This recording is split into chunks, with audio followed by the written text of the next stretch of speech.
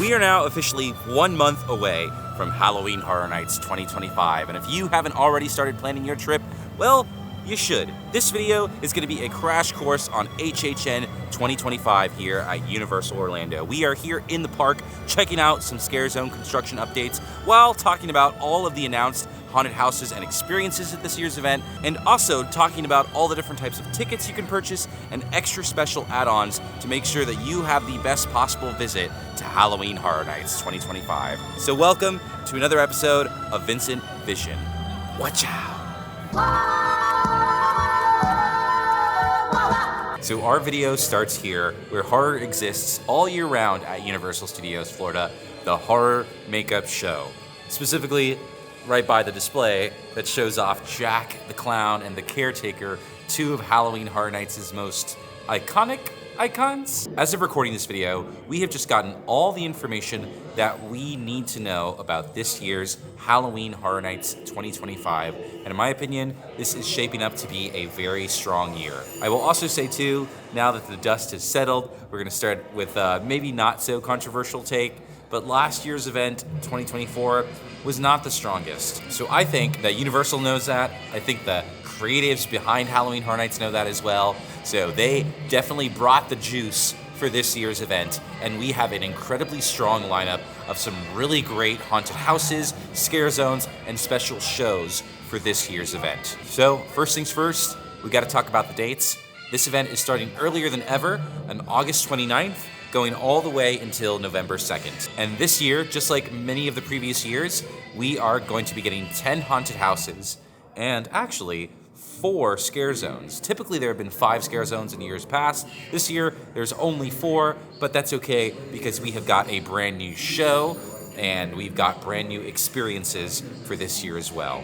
We're here at the park today because we wanted to go see the Halloween Horror Nights construction for ourselves. Getting the clips for this video has been really fun because we haven't been to Universal Studios in a little while, so we're seeing all of this HHN construction for the first time. And even like from spots inside of the park, you can see the haunted houses being prepared towards the back near the Simpsons area. It is really exciting, and it's kind of hard to believe that Horror Nights is only 1 month away. This event is really gonna sneak up on us. So we're gonna head out into the park, go see all of the construction that's been happening, and talk about what you need to know for this year's HHN.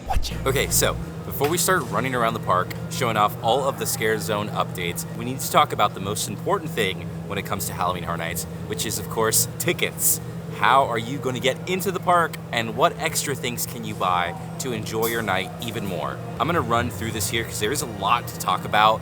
I'm gonna put all the information here on the screen with me, so pause at any point if you need an extra second to look at the things you need. Let's talk about, first things first, the types of tickets that you can get to experience HHN. The first is a single day ticket.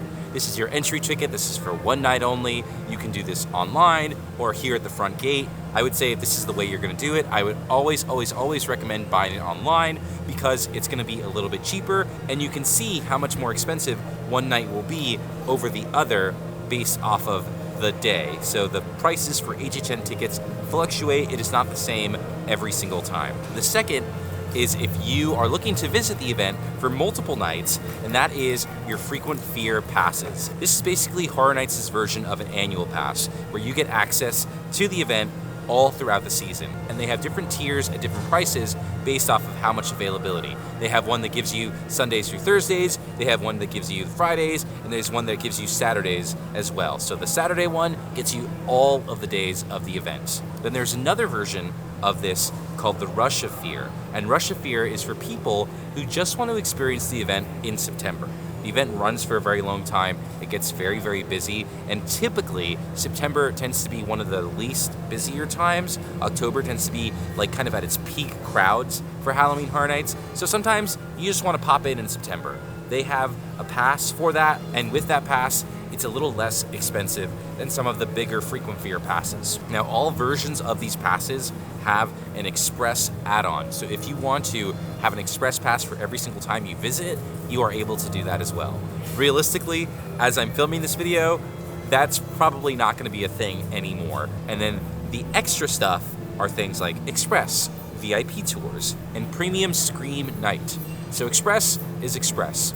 The only version of Express Pass that they sell for HHN is a one-time use Express Pass that gets you into the haunted houses one time. I would recommend with Express Passes, just like single day tickets, go ahead and buy that ahead of time online, because the Express is very popular and can and will sell out. So look ahead and make sure that you are prepared to buy an Express Pass for the day that you're visiting. You can also see the cost as well. And then from there, we start to head towards our premium add-ons. So let's say you want something more than Express. That is the RIP tour. Universal does a VIP tour of Halloween Horror Nights where you get access to all of the haunted houses without having to wait in line.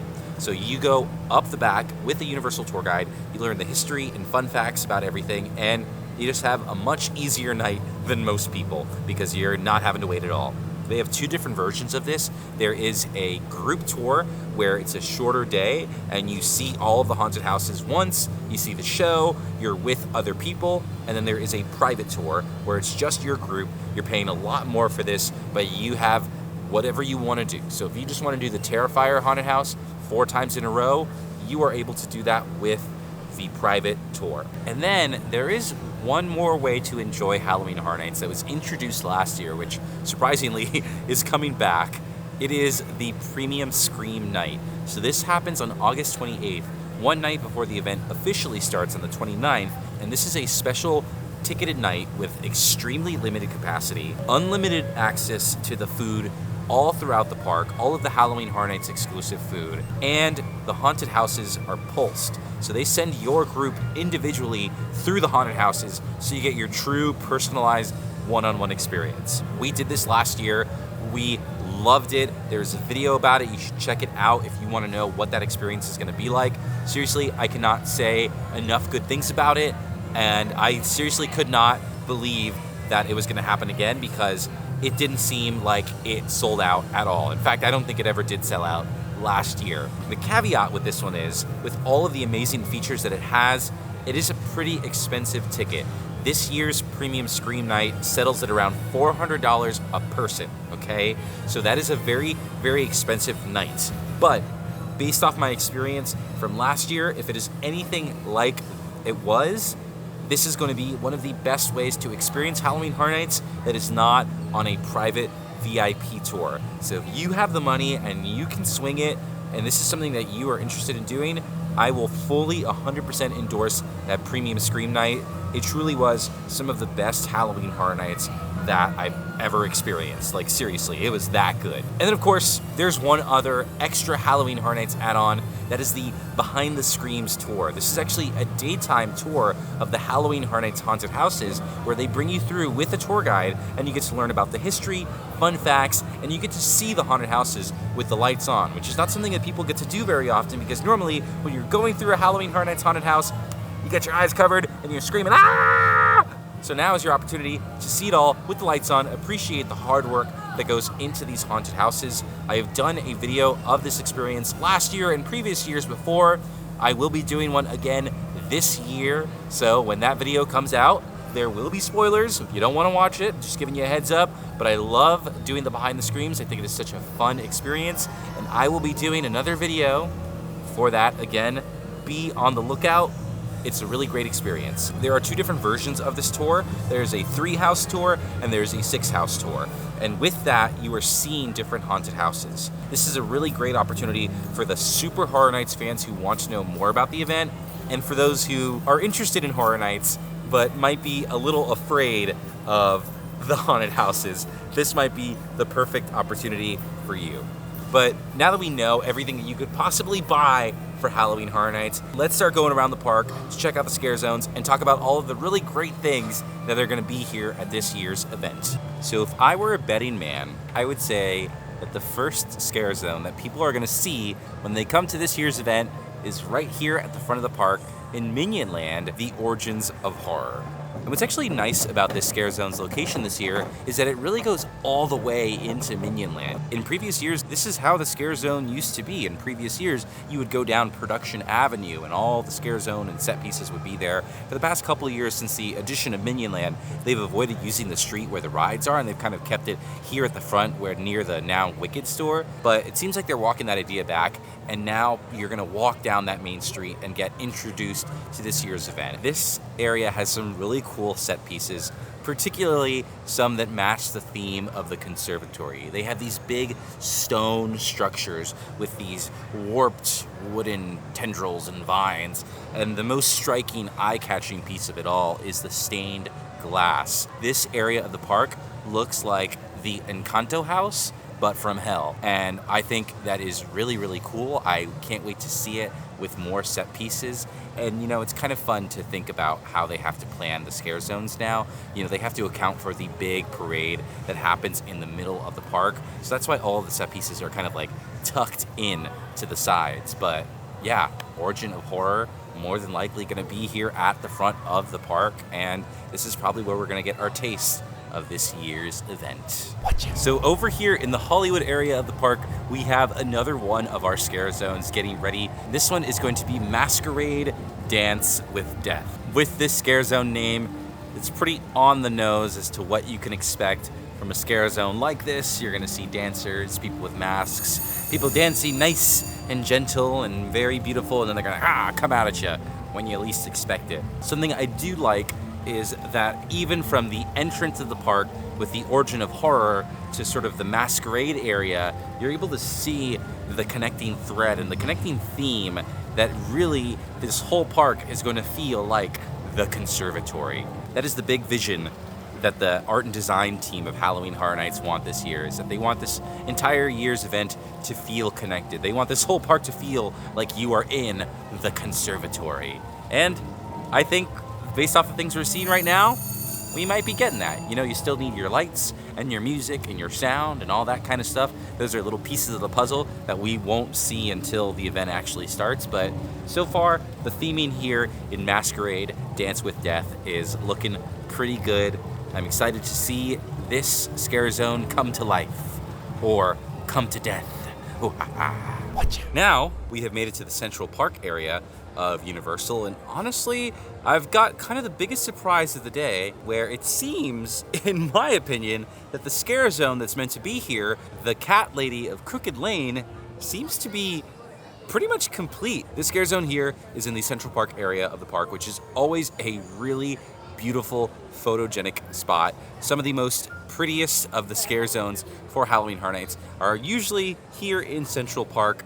And based off everything that we can see, it looks like the Cat Lady of Crooked Lane is gonna fit right in with a very scenic and pretty scare zone here at Halloween Horror Nights. Now, for those of you who may or may not have picked up on the origin of the scare zone, this was actually one of the posters at the end of Slaughter Cinema 2. So there's two different Slaughter Cinema returnees here at this year's event, Cat Lady and Hatchet and Chains Demon Bounty Hunters. So it's very cool to see the trend of ideas coming from the Slaughter Cinema houses continue and kind of grow bigger here at the event. But this area is your classic Halloween style. There are tons of props, old 1920s, 30s, 40s, 50s styles Halloween costumes. And what's actually really cool is there's actually storyboards all throughout the scare zone. So as you're walking through the scare zone, you're actually getting told the story of the Cat Lady of Crooked Lane, which is really nice because sometimes when you go through these scare zones, you don't really know if there even is a story, but there is with everything that they do here. Another thing that's kind of a fun surprise is that courtyard area, as if you're going towards the ET ride. They've set up this kind of like little mini walkthrough near ET Adventure, and it looks like there's boo holes where actors will be able to pop out at you. There's also some really nice stained glass. It looks like felines, some kind of broken stained glass windows that kind of matches the theme of the conservatory that we're gonna see all throughout the park. And of course, what is a Central Park scare zone without the hundreds and hundreds of pumpkins? All the trees have pumpkins all over them. You know, this is a prop that gets reused all the time, and like, why wouldn't it? It's just so iconic. It's just so classic Halloween. Such a big part of Halloween Horror Nights. There is one little pumpkin we have yet to find, though. That is Little Boo, the most popular of the little pumpkins. we will keep looking for him. But for now, the Cat Lady of Crooked Lane, based off of everything that we can see, I think is probably going to be my most anticipated Scarezone of the event. And now we have made it to the New York section of the park, where a brand new Scarezone called Mutation Toxic 20s will take place. And unfortunately, I don't really have much to show you right now because, well, there's nothing here. A fun piece of Horror Nights lore is that the reason this area is mutated is because BuzzCon dropped toxic waste here in New York City. If you're familiar with BuzzCon, that was actually the company from the Bugs Haunted House a couple of years back. So just some fun little connectors and Easter eggs. This area does make me want to talk about a couple of other things that are going on with the event this year. First off, I can't help but wonder how the closure of Rip Ride Rockit is going to affect the haunted houses that are normally in this area. Right now, in the New York area of the park, there is a big construction wall where you would normally have 2 of the 5 entrances to the haunted houses in this side of the park. So with Rip Ride Rockit being closed in August before the event even starts, I'm expecting there to be a lot of changes on how we get around to the haunted houses. I don't expect them to tear down Rip Ride Rockit immediately. I suspect it'll probably stay there for a little while, but it will be interesting to see how that affects the routes and the ways people get around. And the other is over at the Palace Arcade. It seems as if it's been closed and they're currently doing something to it. A lot of people think that this could be one of 2 things, that either A, this is going to be some sort of tribute store for this year's event, or B, this is going to tie in with Five Nights at Freddy's here at Halloween Horror Nights, specifically an arcade themed to Freddy's. I think the arcade is a little bit more plausible.